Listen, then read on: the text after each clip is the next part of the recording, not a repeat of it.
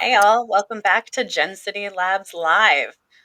We are joined today by Mr. John Fox and Mr. Don Richards as we explore keynotes. And let's break the format of the things that aren't working and explore the things that we're most excited about for the future of keynotes.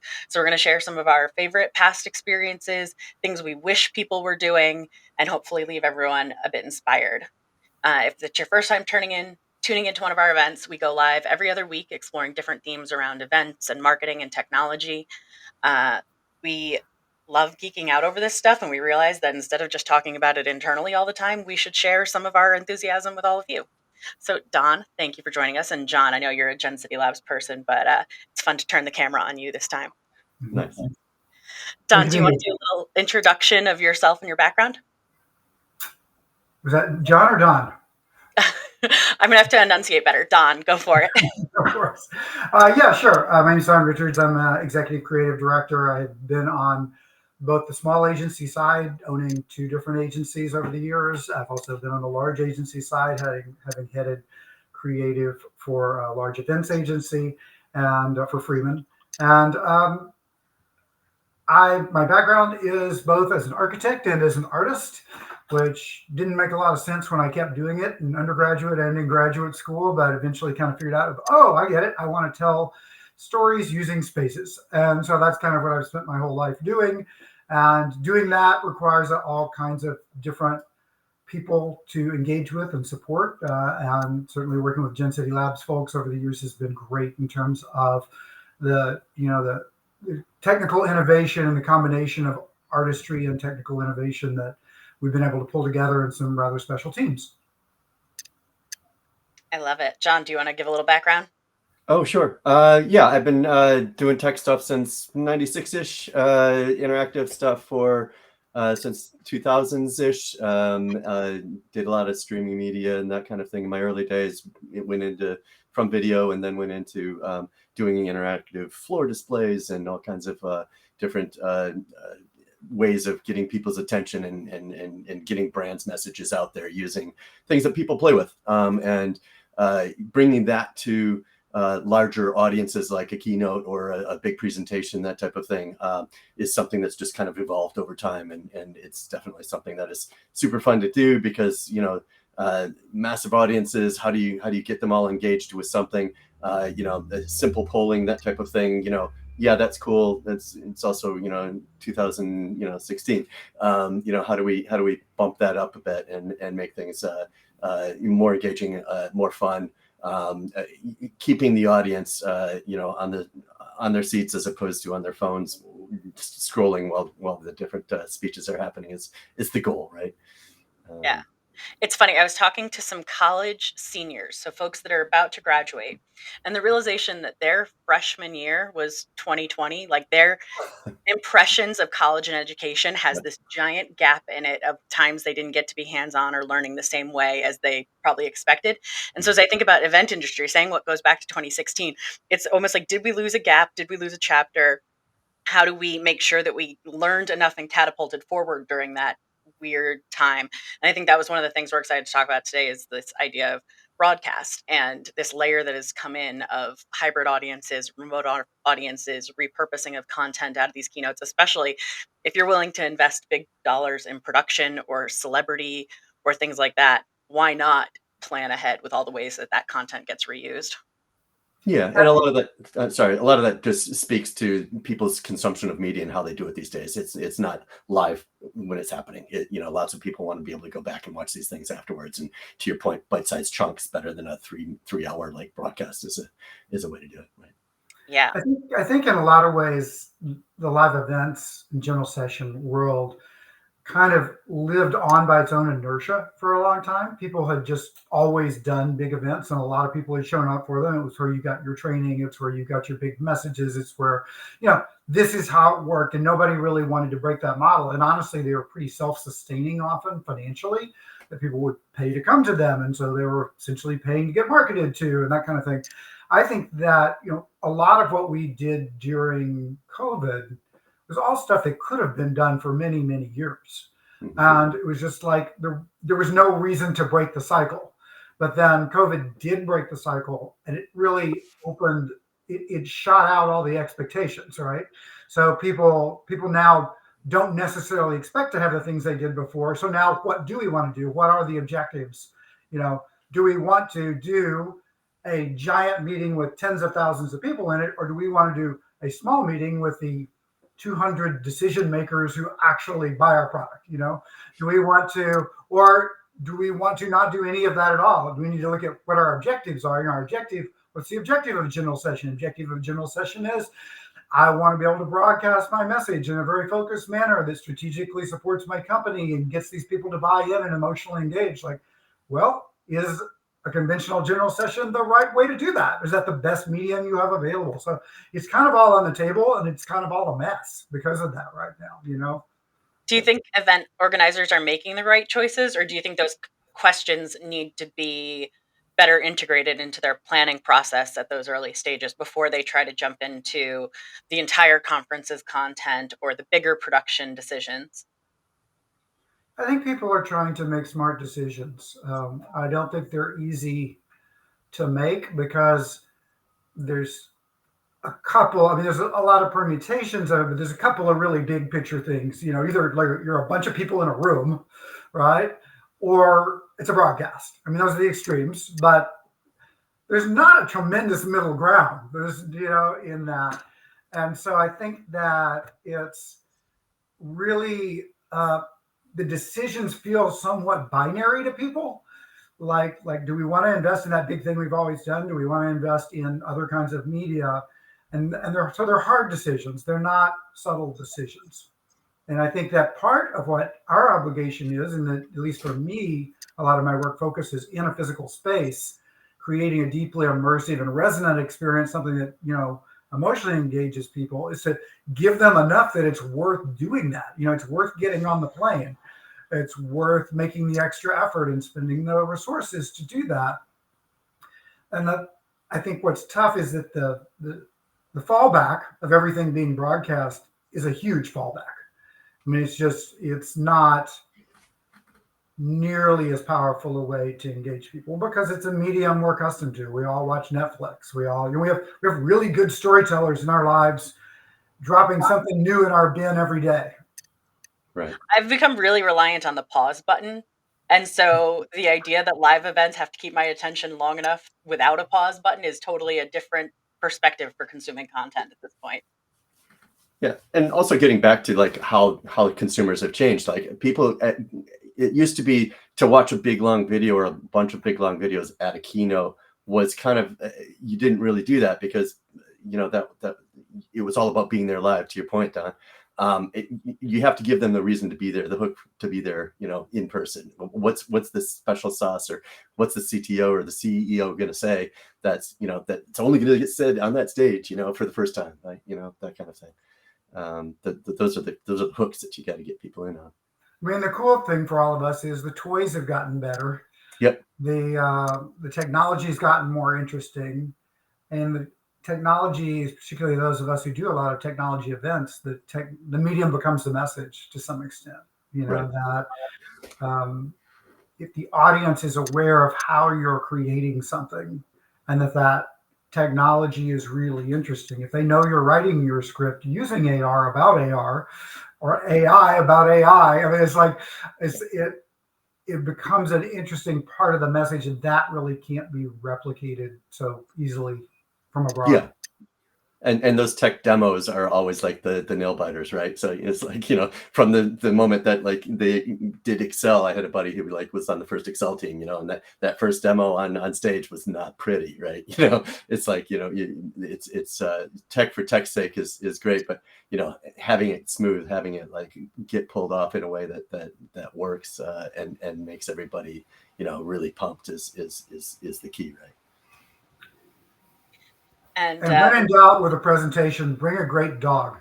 See, that's all it takes is a puppy to make everybody happy and smile. That's it. Winnie is the best mascot ever. I know. We need to get her own business card. It's definitely a thing. Yeah, sorry I'm late, everybody, but better late than never. So Don, and I'm sure I missed the introductions and things, but I did want to ask a question. what is the most memorable keynote that you have seen? Not that you've been a part of, and I'll actually explicitly say not one that you've helped produce or create, because you've done a ton that are awesome, but I want to hear, like, what's another one that inspires you? I'll tell you. I was going to say that cuts across the entire MK, John, all you guys. Tell me what you got. I'm probably not going to give you the answer you expected. I went to a presentation once. It was not created by a creative director. It was for a company that has really great ethics, has really great social responsibility, has really great, particularly environmental policies. And it was a press and analyst presentation. And when every member of the press and all the analysts came into this room, there was a little beautiful orange sitting in front of their chair with a pin light on it, like just displayed like a jewel in front of them. Nobody knew what to do with them. People looked at it, but nobody told me to eat it. Nobody told me not to. Some people started to peel it, and the room filled up with orange scent. Right? And then the conversation, well, what do you think? What do you think? I don't know. Are we ruining it? Da, da, da. And then the entire message of the presentation was, we're like an orange. And the whole back of the whole set was built out of simulated orange products. Orange nail enhancer, orange whatever. It's like, we're not that. We're the thing in front of you. And that was their entire tech. And it was brilliant. So I think that's, we often look in our world for like, how are we going to wow people? How are we going to do something completely different that nobody else can do? But it's like, maybe that's a very simple and powerful thing. So I love that presentation. That tactile, I tell you, it's so often in this world of digital and technology and the big overwhelming, screens and sounds and speakers, man, those subtle tactile components, the touch, the scent, can be really powerful, because so often you're engaged with a visual or an audio moment. I love that concept. I would have loved to have seen that. It's amazing. Yeah. That's my favorite one was the groundbreaking for when they made the new basketball arena here at Chase Center. And it was this very big parking lot that had been empty forever. And we actually did some cool stuff for it, where we had a AR experience where you could actually look through some HoloLens and look out over the parking lot and see the full scale of the model of what the thing was going to look like when it was built and that type of thing. And we did another one that was, you got to see the stadium rise up out of a tabletop and look all around it, walk around it, that kind of thing. That was all cool. But the actual like groundbreaking where they had the guys up there on the stage with the shovels, where they were doing their little gold shovel experience.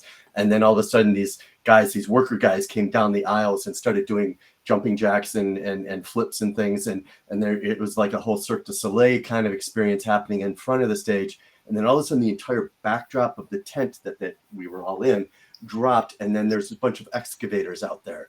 And they did and they just did this whole like syncopated excavator thing. And they ended up, and guys were jumping on trampolines in front of them, and then they dropped a bunch of basketballs at the end. And it was so tactile, to your point. It was old school, just breaking ground with these like big machines like dancing. But that was just people were just out of their minds. That was the most amazing thing, right? That's awesome. The unexpected.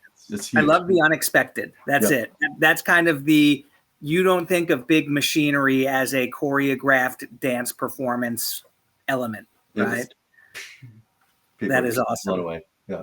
MK? John, not a spectacle at all. No, we have to talk about Back to the Future on Broadway that I saw this past weekend. Oh, yes, I want to see that too. That's great. Cool. It's funny. I'm having a harder time thinking of standout keynote experiences, but one of the things that I was sort of learning in the corporate event space was the power of the presenter's voice. And really just by doing so many consecutive events and watching so many different presenters and watching them in big venues and small venues, and just realizing that some presenters have this it factor, this ability to use their cadence and their voice and build suspense in a way that I don't think it could be taught. And They're once we storytellers. yeah. And it was as we started to identify that talent and use them strategically, make sure that they were always on our request list of researchers and analysts to get on stage. It was really empowering to know I can trust this speaker to deliver an audience. Even if the audience isn't there when he starts talking, they follow the voice and they will take their seats. So for times when our content wasn't quite as keynote worthy and stuff, that lesson I think is going to influence me everywhere in those presentations. My story was actually going to be in a similar line because it wasn't about the spectacle. It wasn't about the tactile of the unexpected. It was Tony Robbins. And I am not a Tony Robbins like disciple, or at least I wasn't. First time I'd ever heard him speak. I know people spend thousands of dollars, follow him all over the country, listen to him speak as a motivational speaker. My God, was he compelling. Like, it was he and Bill Clinton still stand out to me as the two most compelling, just pure speaker, hold sway over an audience. He brought them up emotionally and brought them down, got people to connect with each other. It was just such and there was, I mean, there wasn't even like an LED screen above him replicating him. He was one man on stage with a microphone, and he held that place in the palm of his hand. It was very impressive. I was standing towards the back because we were doing it was at a Dreamforce conference, and we were doing work at the show, and I just popped in because I'm like, okay, everybody says Tony Robbins is great. And man, was it just listening to your point, MK, the cadence with which he spoke, the very deliberate ways in which he took the audience on a journey, just was super impressed. It is not often you see an individual being able to hold sway over thousands of people in an audience to that extent. But he did it phenomenally well. I've been impressed with him, and been impressed with his ability to do that. It was really good. I will say on the AV side of things, it wasn't quite a keynote, but my other most memorable one is walking onto the show floor of E3. RIP E3, by the way. We miss you. But my goodness, I have never been overwhelmed quite to the same extent of explosions and screens and sound and cosplay and just boom. The minute you cross that threshold, you are in it, and it feels like you're in a video game. But just a wild, chaotic universe of stuff. Very crazy. Love it. I just shared. That's a good question. Yeah, personalization, that's really interesting. Personalization when you're talking about audiences of thousands.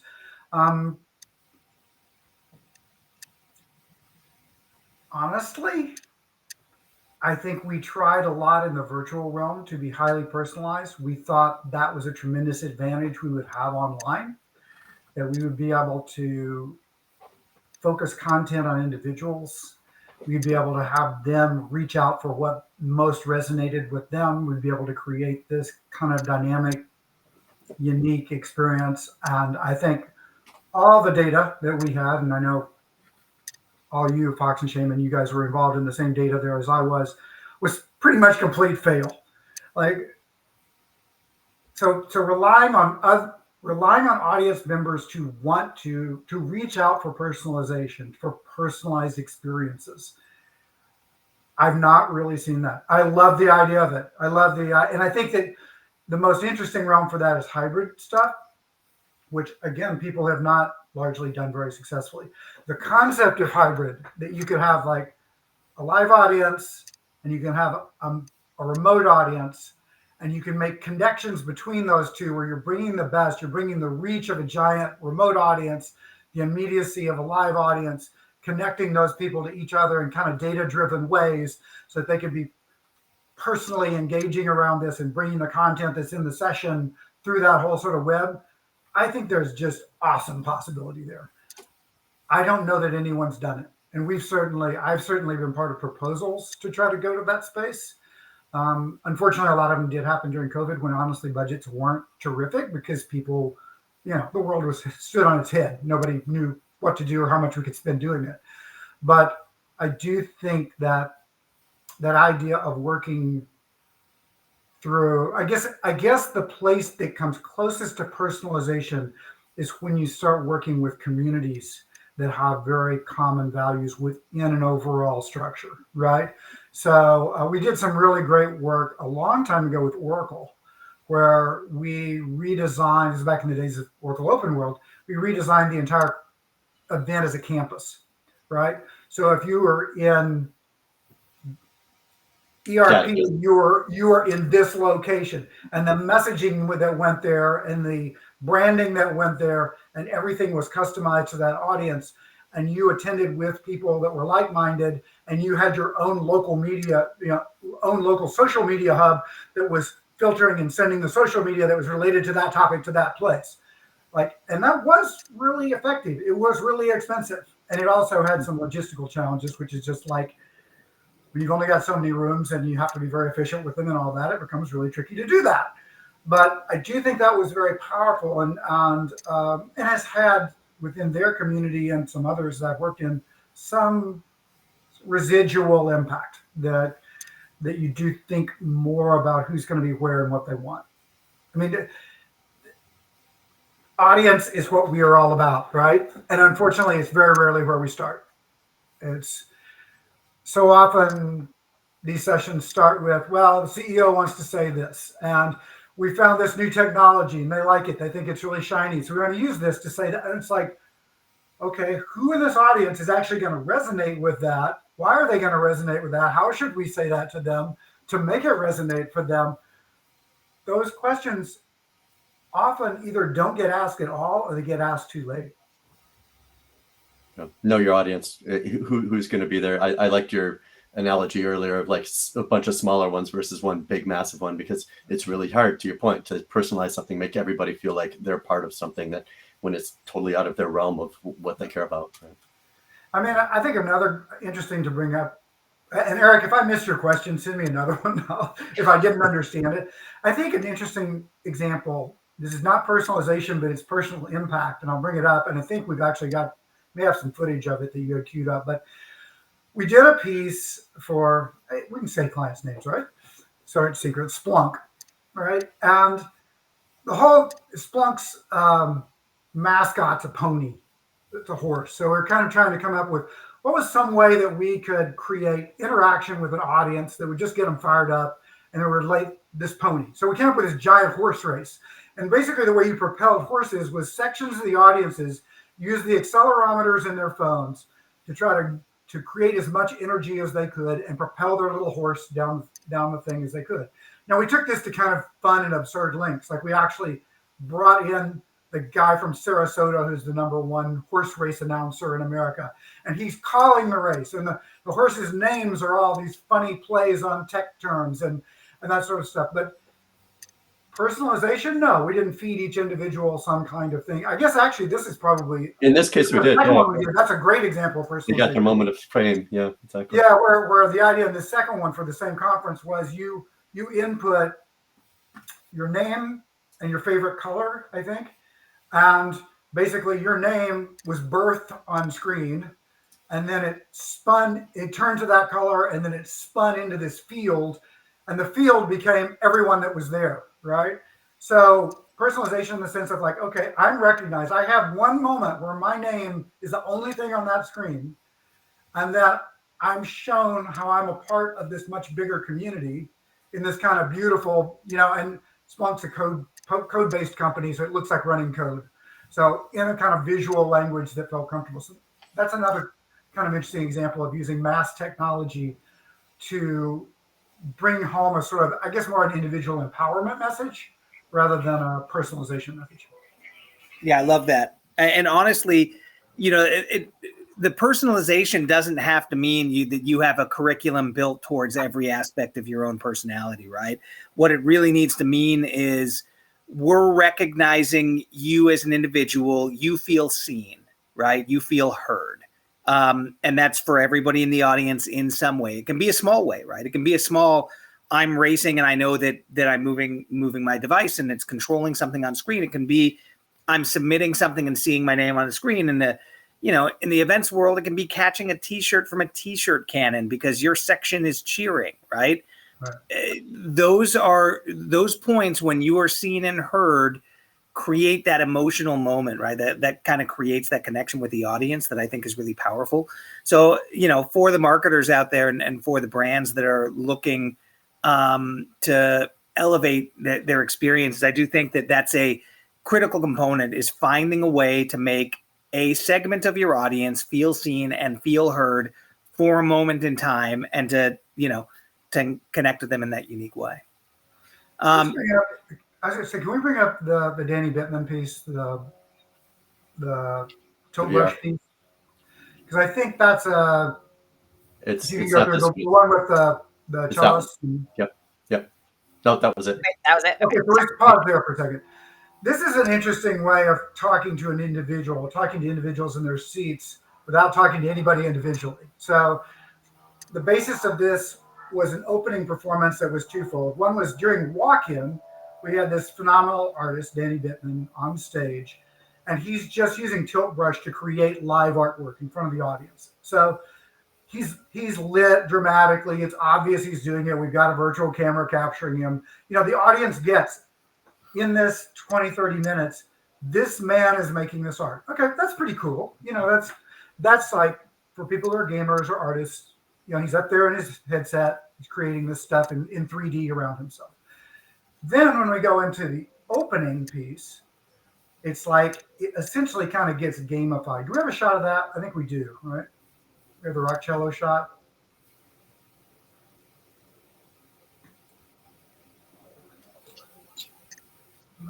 There you go.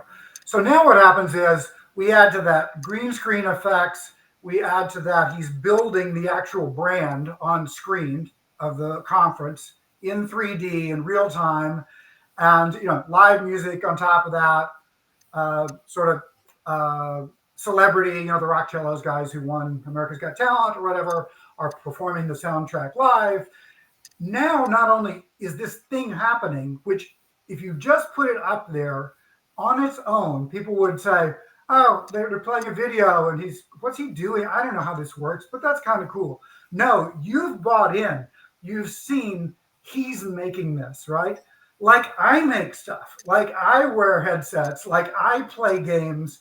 So he's in my world. It is really easy to transpose yourself into that environment. And so I think that's probably one of the best audience responses I've ever seen. It's like, because people got what it was, and it really, the medium was the message. Yeah, that moment of immersing an audience in a narrative, making them feel like they're part of it, making them be able to easily replace a performer with themselves and to put themselves in that space. Absolutely powerful and absolutely an interesting, approach. Quick room reset. I came in a minute late. I'm Mike Shaman, CEO of Gen City Labs. With me today is our fabulous, or at least on my left, fabulous John Fox, our head of ops, and MK, head of marketing, and Don Richards, a icon in the events universe. And I'm not even being hyperbolic when I say that. Everybody knows Don. He has been at it for years. And chances are, if you have been to any high profile enterprise event in the last 20 years, you've probably run into some of his work, because it's how we knew Don was back in the day, doing crazy, some of the first multi-touch activations for Intel at CES with a cube that still, I still show that video today because it was really good. And that was back in 2005, 9, 8. It was a long time ago. Oh no, you're talking about that. We launched the Centrino processor. I guess that sort of says. It says it right there. Yeah. There you go. If you're dating yourself, do it by the do it by the Intel. That's right, the Xenon processor generation. Yeah. But anyway, we're here to talk about all things keynotes, what we've seen be successful. Let's go the other direction. And let's talk about what's fallen flat. Let's talk about, everybody likes to watch slow motion train wrecks, right? And this is everything from the Elon, saying my Cybertruck is indestructible and then breaking a window when he throws the metal ball at it. right? This is every failed tech demo that you've ever seen on stage. And actually, Don, I think you told a story about a quote unquote failed tech demo that would absolutely terrify me as a, you know, as a creative and as a technologist. Can you explain that one? Just because it actually wasn't a failure, but was set up to be. Don. Yeah, it was interesting. We were launching a processor. It was an Intel launch for press and analysts. Very high pressure. There were questions about the processor and whether they were getting behind AMD, et cetera. And we put a little trick into the presentation. It was fairly early days for touchscreens. It was a large scale, wall scale touchscreen. And we put an invisible button into the screen. And what the invisible button did is when you touched it, it projected a blue screen of death. And so 2/3 of the way through presenting this wonderful new processor and all the amazing things it's going to do, the presenter touches the button. It goes to blue screen of death. You see 200 press and analysts jump onto their devices, ready to roll. And then he says, and you know what's so amazing about this processor is it can even make the blue screen of death go away. And he clicked another invisible button and the screen returned to normal. And they all realized they'd been had. And that became the story. That's brilliant. But it does speak to how terrifying, very few people do real tech demos anymore. So it's not so terrifying. For those of us who have been around for a little bit, we've seen some stuff. It's a little scary. Yep. But I think what's worse is just like people who just do the expected, and there's the assumption of, well, we're going to open with a video and it's going to be this year's theme and we're going to get the messages from the strategy people and we'll use stock footage and, like we've always done it that way and everybody loves it. And, you get what you think. Yeah.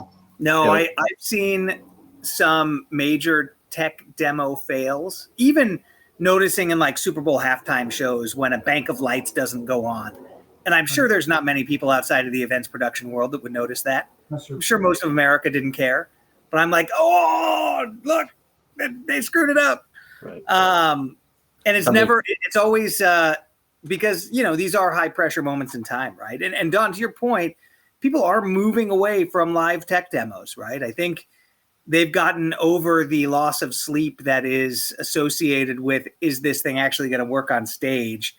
And now moved, hell, look at Apple. Like, they might film in front of their audience, but like they're pretty much hitting play on a video for pre-canned demos that are shot and very well produced in stages weeks ahead of time, right? Like, so, the bottom line is technology generally works these days. You don't have to prove the point anymore. There's that. Yeah. People just want to be informed about it. So. Right. You say that as we loop back the second time around with this LinkedIn Live because it failed the first time around. I like to think of it as we crashed LinkedIn with our. We did. There was so much demand for so much demand coming in the door. Yeah, we crashed. Right now. Absolutely. One of the fails of keynotes, I won't name names or shows, but the end of day 2 keynote, so midway through the event, was a self-help wellness kind of presenter who I'm going to say they didn't screen very well. I didn't quite know what was going on in the keynote room. I was outside, but people are starting to trickle out midway through, kind of muttering under their breath. And it wasn't until the full crowd exited at the end, all looking at each other going, what the hell was that I realized how off track the session had gotten by having a guest speaker underprepared and undervetted. They had the production value, they had the stage, they had done their morning keynote, and they had the next morning keynote ready to go, but that one afternoon one snuck in there as under-curated content. Yeah. No, it speaks also to the preparedness that you have to do in the plan A, the plan B, the plan C, right? Do you have that video to roll to if you need to and all that kind of stuff, right? That's, we had one of those nail biters for Salesforce one year at Dreamforce where, Mark Benioff's on stage with the huge crowd, and then he wanted to take a live broadcast down to the show floor and show off this massive iPad that we had made that was like 104-inch or 110-inch screen type of thing, and the CTO was going to show off this new technology, and he only had like 10 minutes to play with it before they went live, you know, type of thing. We had been working on it for weeks and weeks, right? Getting it all perfect. And it was like, yeah, our technology should work, but is he going to hit the right button, to your point, and not, you know, something else and make something else come up at the wrong time and all that kind of stuff. It all went flawlessly, but it was just one of those like, let's go live to this. And we're like, oh, okay, let's see.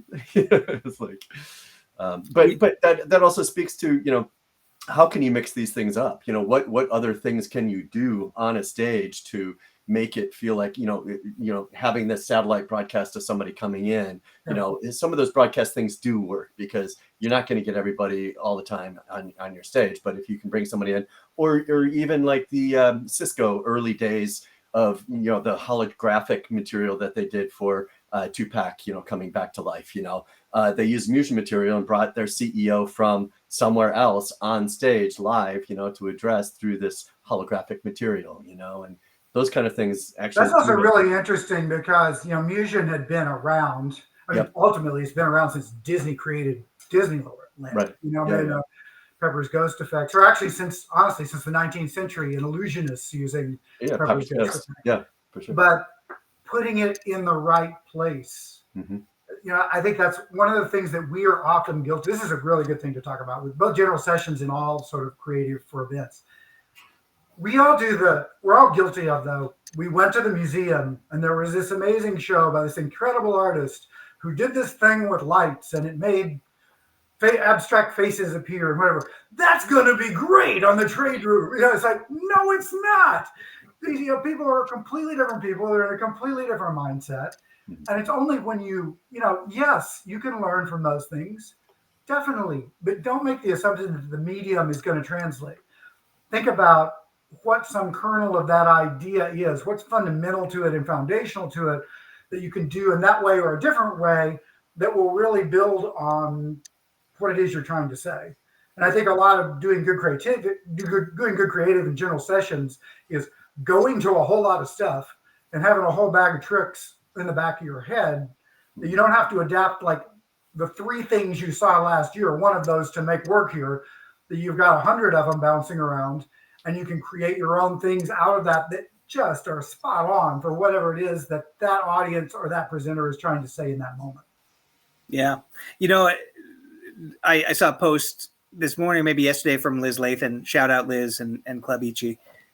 She reminded me of a really great format, like, you know, the Today Show format, right? The television talk show format of, I have a thing, I'm interviewing here, I'm throwing for a segment there, now we're going to have a new guest. Like, that is typically a lot more fresh and a lot more interesting and engaging because you can pull a number of different things out of your bag of tricks.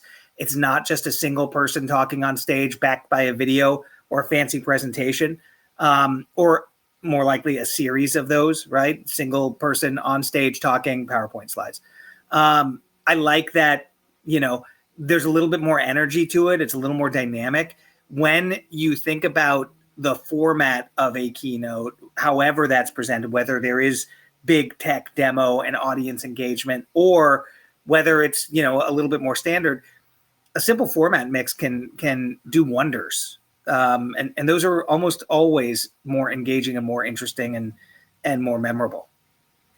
I think Microsoft did some work just pre-COVID that was really interesting in that realm, where they set their keynotes in the same, sort of at the periphery of the same hall that was a trade show. And what they did was they threw from that stage repeatedly out to different parts, different displays, different customers within the same physical space that they were in, and did a little bit of cable camera fly to, you know, you sort of flew from stage over to this place and saw this thing.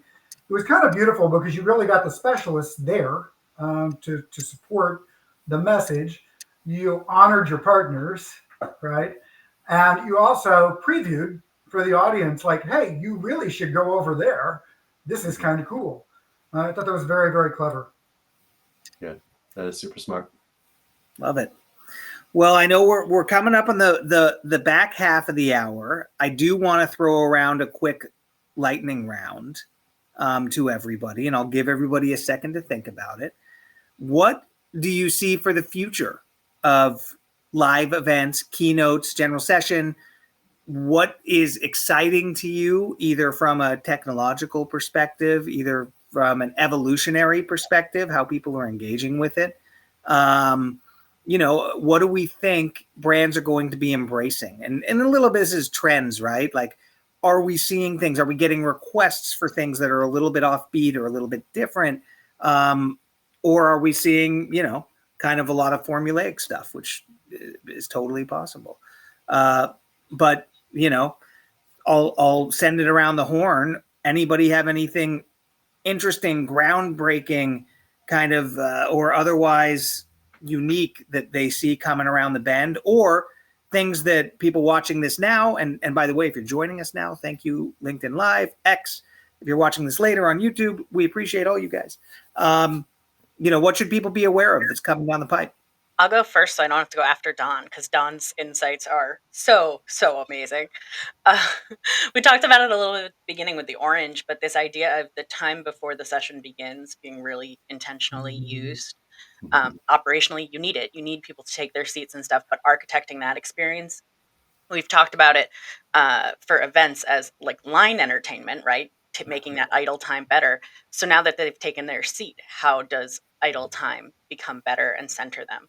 Drawing from, outside of event world, I sing in a church choir. And so on Christmas Eve, one of the things we do is we don't start mass right at the top of the hour. 15 minutes before, we start caroling to get people into a spiritual headspace, get everyone in a collective environment, and then begin the mass once everyone's become a little bit more reflective and the chatter has died down and stuff like that. And so, Don, I loved your examples of what keynote experiences could look like. And I think there's a lot of room for creativity from brands to put their own mark on that. Love it. Go ahead, John. I was just going to say, jumping on that, the if you look at things like stadium activations that are happening for sports, like there a lot of those things are getting well-funded AR experiences that people are either using their device to see something happening on stage or in the stadium bowl, that kind of thing, or interacting somehow with stats or numbers or those kinds of things. I think we're scratching the surface on what that's going to be, and as technology does get more improved and people start wearing their glasses that you can see that are AR glasses and that type of thing, you can actually start to see where that might go, where the CEO is talking about some big data farm and all of a sudden behind him you've got this whole visualization of what that is, and the data is streaming all around you and all that kind of things. I think we're just starting to scratch the surface on what those types of experiences can be. I love it. I was just at South by Southwest last week in Austin and spent a day with Niantic. If you guys don't know Niantic, they're behind 8th Ball, kind of the premier augmented reality platform. Also the folks behind Pokemon Go. We do a lot of work with them when we execute augmented reality applications for our clients. They've got some really fun stuff coming around the bend, right? And this is everything from, volumetric capture of people as part of a special experience. So you can hold up your device and through the screen on your device, see like a little 3D person standing up and speaking with you, right? That kind of, and John, to your point, that companion piece to an experience, I think, is such an opportunity. Everybody's already using their device anyway, right? The concept of having undivided attention, I think, is a challenging one, right? Versus embracing second screen. Yeah. Because if they're not taking notes, or if they're not checking their email, or taking a photo or a video of the experience because you've created something big and spectacular, that is going to be a part of just about everything. And I do want to say one more thing before we get to Don on MK's walk-in experience. If you guys haven't been to I think everybody has seen the Sphere, not everybody like in the audience, but the Sphere in Las Vegas, when you first walk in and when everybody's taking their seats, there's nothing there but a giant wall, right? And you can't quite tell if it's a screen, if it's a wall. And then for 10 minutes before the performance, you see a little bird fly from one side to the other. and then it flies back and it sits, and it's just kind of, it's like there's a bird that got in the venue, and the people are looking up and they're like, is that a real bird? Is that, I can't tell.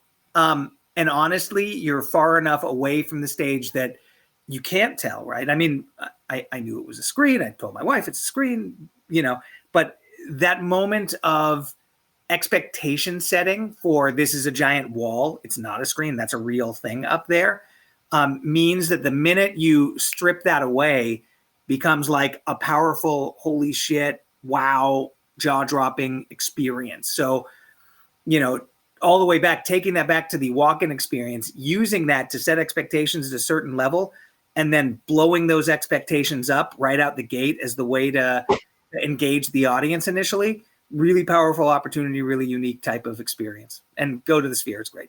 I'm sure you've never heard that before.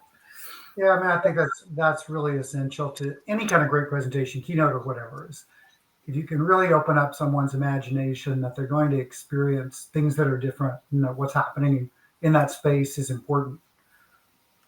That's a lot. I mean, that's what a great teacher does, right? From a great teacher, typically from moment one that they walk in, they open the door on day one, they're challenging you, they're opening possibilities for you.